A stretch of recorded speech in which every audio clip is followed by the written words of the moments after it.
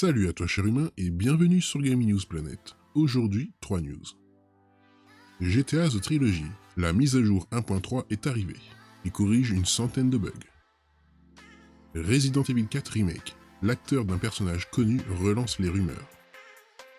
Et enfin, rumeur sur Half-Life, un projet Citadel en développement exclusif au Steam Deck.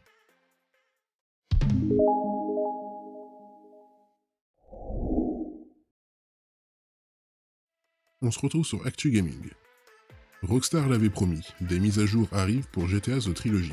Après la débâcle du lancement, notamment sur PC, la compilation continue à souffrir de nombreux bugs pointés du doigt par la communauté, et les patchs promis par Rockstar se font attendre. Heureusement, la mise à jour 1.3 est arrivée, et le patch note est relayé par VGC. Cette nouvelle mise à jour aura donc pour but de corriger pas moins d'une centaine de problèmes au sein des 3 jeux. Cet update promet dans un premier temps de rendre les jeux un peu plus stables sur toutes les plateformes, tout en réduisant le nombre de bugs que l'on peut trouver. On notera également dès l'arrivée d'éléments demandés par la communauté, comme le brouillard dans San Andreas qui permet de cacher les limites de la carte lorsque l'on se situe trop haut, histoire de ne pas briser l'immersion. GTA The Trilogy est disponible sur PC, PS4, PS5, Xbox One, Xbox Series et Nintendo Switch. Une version boîte sortira le 7 décembre. On se retrouve sur jeuxvideo.com. Ce week-end a vu l'émergence de nouvelles rumeurs concernant le remake de Resident Evil 4, qui n'a toujours pas été annoncé. Cette fois-ci, elle concerne DC Douglas, le doubleur d'un personnage de la saga. C'est à la suite d'un direct sur Twitch que les rumeurs d'un remake de Resident Evil 4 sont reparties de plus belle. C'est l'acteur DC Douglas qui prête ses traits au personnage d'Albert Wesker qui a donné du grain à moudre. Sur Twitch, il parle du rôle qu'il a joué durant plusieurs années. Après cette session sur Twitch, il semblerait qu'il ait envoyé via Twitter des concept art du remake de Resident Evil 4. Alors non seulement DC Douglas a rompu l'embargo en stream en admettant jouant Wesker dans le remake de Resident Evil 4, mais il a aussi envoyé des concept art de son personnage qui lui ont été donnés par Capcom. Suite à ces rumeurs, l'acteur s'est défendu via un post Facebook. Je n'ai rien annoncé, rien posté, et j'ai martelé que je n'étais sous aucun contrat avec Capcom. J'attends impatiemment, comme vous tous, de nouvelles informations sur Resident Evil 4. Or, Capcom n'a pas officialisé un quelconque remake de Resident Evil 4.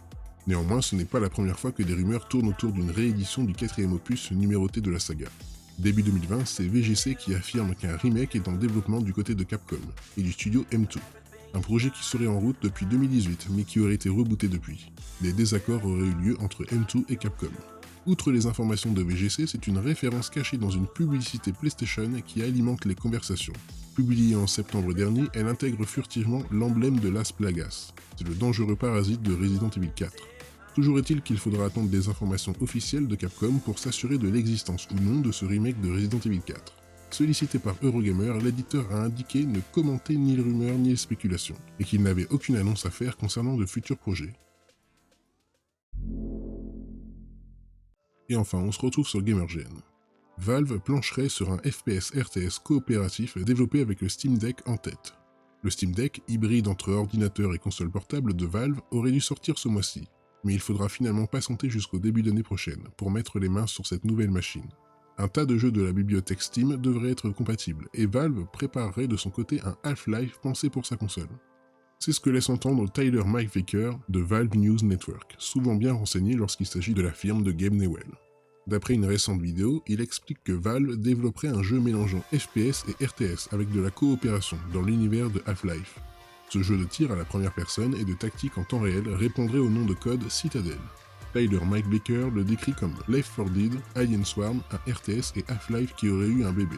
Le titre serait développé avec l'ergonomie du Steam Deck en tête. Citadel serait en quelque sorte une vitrine pour montrer ce que la console portable est capable de faire. Pour rappel, Valve aime développer du jeu pour accompagner une nouvelle technologie, avec récemment Half-Life Alyx, conçu pour le Valve Index, mais compatible avec les autres casques VR sur PC. Le studio ferait-il de même avec ce Citadel, à savoir un titre exclusif à sa console portable? Eh bien, sans doute pas. Valve explique dans une FAQ dédiée aux développeurs que faire des jeux exclusifs au Steam Deck ne va pas dans l'idée de faire de sa console un vrai ordinateur, mais portable. Des titres exclusifs à Steam Deck pourraient-ils intéresser Valve? Non, nous pensons que cela n'a pas de sens. Steam Deck est un ordinateur et devrait pouvoir lancer n'importe quel jeu, comme un ordinateur. Si Citadel existe bel et bien, il devrait donc sortir sur PC via Steam comme n'importe quel jeu. Mais son gameplay serait pensé pour être joué avec le Steam Deck. Mais tout cela n'est évidemment pas confirmé pour le moment. La console portable ne sera de toute façon disponible qu'à partir de février 2022, pour les premiers internautes à l'avoir précommandée. Et voilà, c'est la fin de cette vidéo, j'espère qu'elle vous aura plu. Si c'est le cas, n'oublie pas de mettre un like, de t'abonner, d'activer la petite cloche et de me suivre sur Twitter. Et moi je te dis à la prochaine, cher humain.